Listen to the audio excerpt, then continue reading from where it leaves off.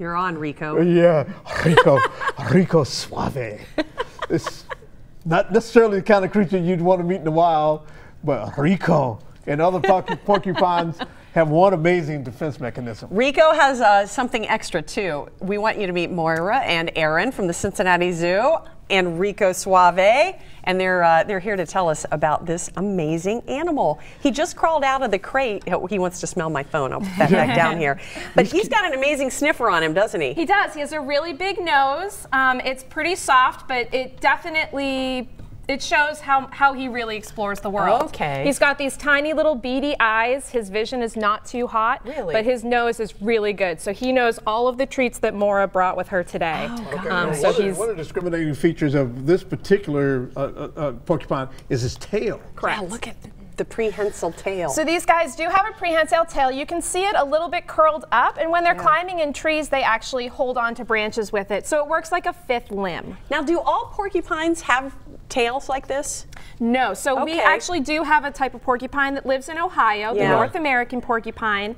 They look like these guys minus the tail, plus a lot more fur, because they got to stay warm in the cold. Right. And they don't climb trees, though, do they? The other? They're very good climbers. Yeah, North American porcupines can spend up to 80% of their lives in trees. I had no idea. Yeah. Now, you have been feeding him a little bit of corn. What else does he like to eat?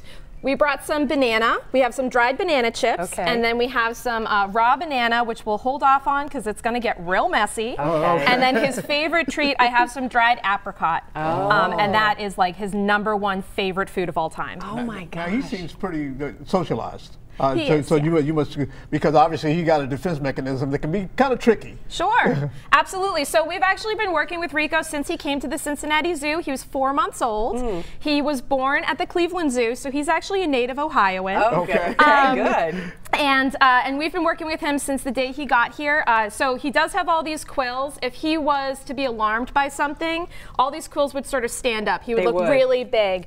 But when he's calm and comfortable and he works with people a lot, Maura and I can do something like this. Can I feel his? You guys can touch his tail if you'd like.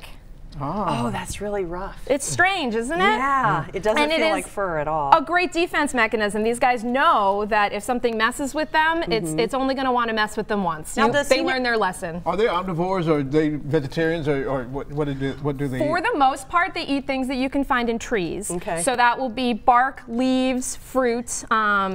He's eating corn now. You don't really find corn in trees. Yeah. And then they have been known to eat stuff like bones as well to get a little extra minerals. Right. Anything that wears down those big rodent teeth. Okay. Because rodent teeth keep growing until you wear them down. That's right, exactly. So Erin, Maura, thank you so much for bringing Rico in to visit with us. You're That's welcome. fascinating. He's beautiful in his own way. Rico. And you can see him, of course, at the Cincinnati Zoo. That's wonderful. And It he'll is be right wonderful. back.